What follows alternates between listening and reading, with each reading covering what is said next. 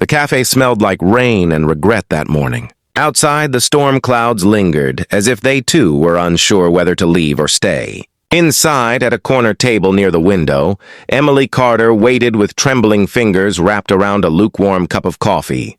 She had rehearsed her smile 100 times, whispered lines of courage to herself, and told her heart to calm down. It wasn't a date, she reminded herself. It was just a meeting. But her heart didn't listen. Her heart was still bruised from years of loneliness, still tender from nights spent convincing herself that good men still existed. And now, here she was, sitting alone, waiting for a man who had already decided she wasn't enough. Before he even sat down, he had said it. The words that would slice through her like invisible glass. "You're not really my type." He hadn't even looked her in the eyes when he said it. Just a careless shrug, a polite smile that didn't reach his gaze, and a quick glance at his phone. To him, it was a harmless truth. To her, it was a reminder of every moment she had ever felt invisible. If you believe in kindness, second chances, and that people deserve to be seen for who they really are, take a second right now, comment, share, and subscribe. Let's spread stories that remind the world what real hearts look like. She had met him online. His name was Ryan Mitchell, a 32-year-old architect from Denver with a sharp jawline and a cleaner soul, or so she thought. Their messages had been warm, full of shared humor and easy conversation. He had asked about her photography, her volunteer work at the Children's Hospital, even her favorite kind of sunset. It had felt different this time, gentle, safe, maybe even promising. But as he stood before her in the cafe with that dismissive tone and the faint impatience in his voice, all those late-night talks suddenly felt like a cruel setup for another disappointment. Emily forced a smile, the kind that hides cracks instead of joy.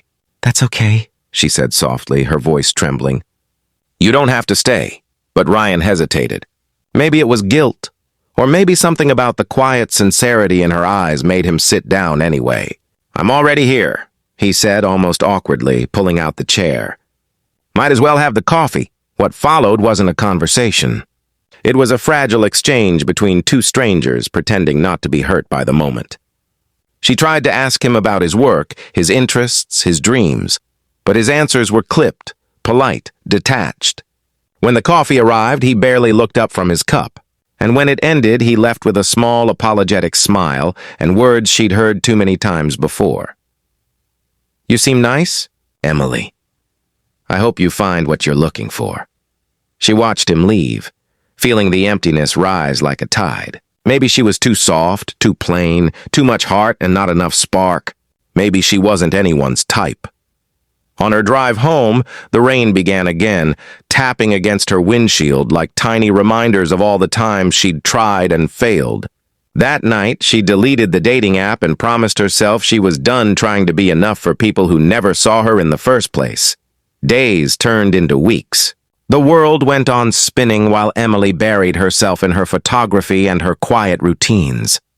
She found comfort in small things, the laughter of children at the hospital, the golden light that spilled through her kitchen window, the way her camera captured beauty even in broken places. It wasn't joy exactly, but it was something steady, something that didn't judge her for not being someone's type. Then one afternoon, as she was setting up her camera by the riverside for a community art project, she heard a familiar voice behind her.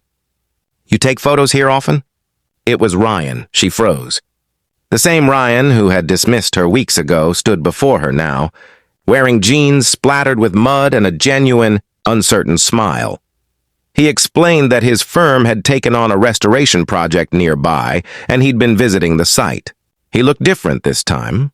Not perfectly composed, not carefully distant, just human. She nodded politely, unsure how to respond. "I guess I do," she said finally. He hesitated, then added quietly, "Listen, about that day at the cafe, I wasn't at my best. I was dealing with a lot, and I said something thoughtless." Emily wanted to believe him, but the sting of that memory still echoed inside her. "It's okay," she said gently. "You don't owe me anything." But Ryan didn't leave. He asked if he could see her work.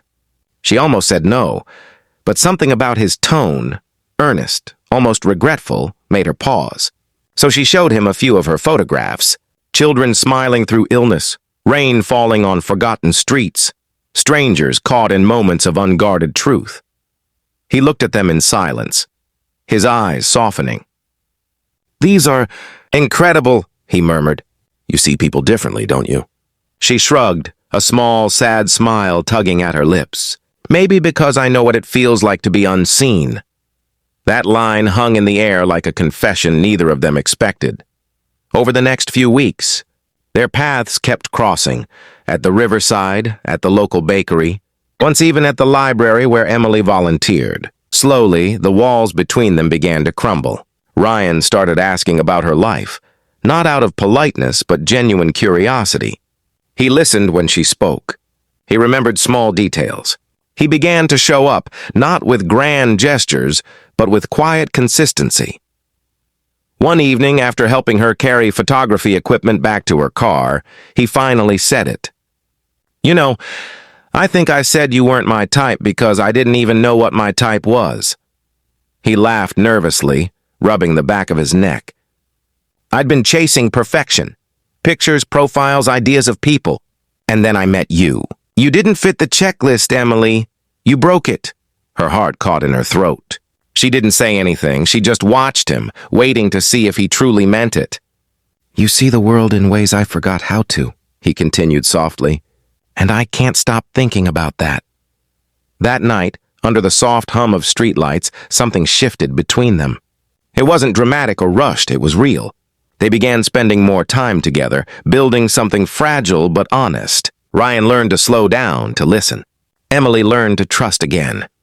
They both learned that love doesn't begin with perfection, it begins with recognition. Months passed, and their story unfolded in quiet, beautiful moments. He attended her first photography exhibition, standing in awe as strangers praised her work. She surprised him at his firm's design presentation, proudly cheering him on from the back row.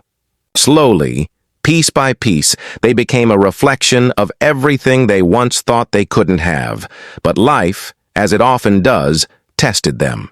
When Ryan's mother fell gravely ill, he retreated into himself. He stopped answering calls, stopped showing up.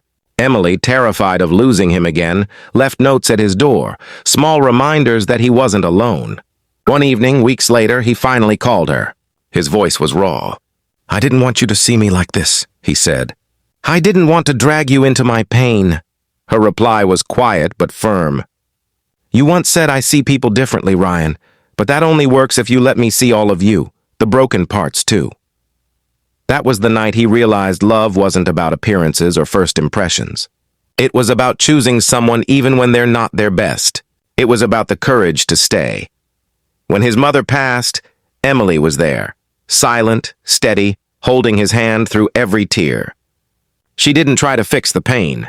She just stayed beside it. In her eyes, he found peace again. And when spring came, with sunlight breaking through the gray of his grief, Ryan finally asked her to sit with him again, this time at the same cafe where it all began.